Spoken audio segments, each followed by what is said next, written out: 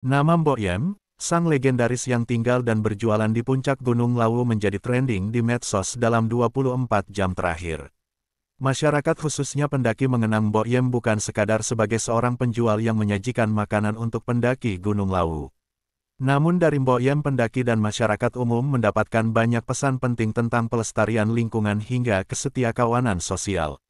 Mbok Yem, sang penjaga Lawu menghembuskan nafas terakhir di rumahnya di Dusun Dagong, Desa Gonggang, Kecamatan Poncol, Magetan, Jawa Timur, Rabu tanggal 23 April tahun 2025. Mbok Yem mulai berjualan di Gunung Lawu sejak tahun 1980-an silam. Puluhan ribu pendaki yang pernah melakukan pendakian di Lawu tentu pernah mengenal atau sekadar melihat sosok Mbok Yem. Karena warungnya menjadi base camp para pendaki, menjadi jujugan pendaki yang lapar. Bahkan menjadi penolong ketika pendaki benar-benar tak punya uang lagi alias kehabisan uang saku. Mbok Yem tak memaksa harus membayar ketika seusai makan. Sikap keikhlasan itulah yang menjadikan banyak pendaki mengenal Mbok Yem sebagai sosok panutan sehingga banyak yang menyimpan kenangan manis bersama mendiang.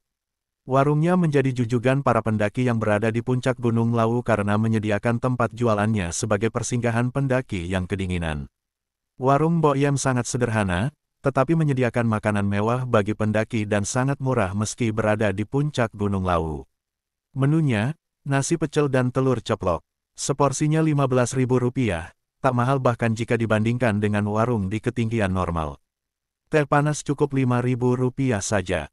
Dari warung sederhana itu Mbok Yem menjadi sahabat bagi pendaki Gunung Lawu. Sudah tinggal menetap di Gunung Lawu sejak 1980-an. Mbok Yem bahkan tidak menyangka warung sederhananya begitu terkenal di kalangan pendaki. Dia awalnya hanya mencari jamu di Gunung Lawu. Suatu ketika dia pun berinisiatif menjual makanan. Siapa sangka ternyata pelanggannya cukup banyak hingga akhirnya membuka warung. Awalnya nyari jamu, terus jualan makanan. Pelanggannya banyak, saya buka warung, kata Wakiyem. Mbok Yem selalu turun atau mudik ke rumah saat Idul Fitri atau ketika ada keluarga yang sedang punya hajat. Setahun biasanya turun atau pulang selama 2 kali.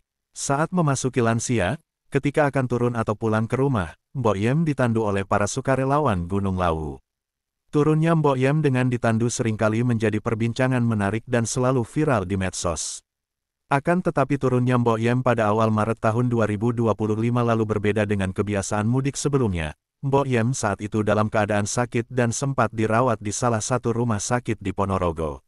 Saat berjualan di puncak Gunung Lawu, Mbok Yem kadang ditemani beberapa orang yang membantunya dalam melayani para pendaki Gunung Lawu.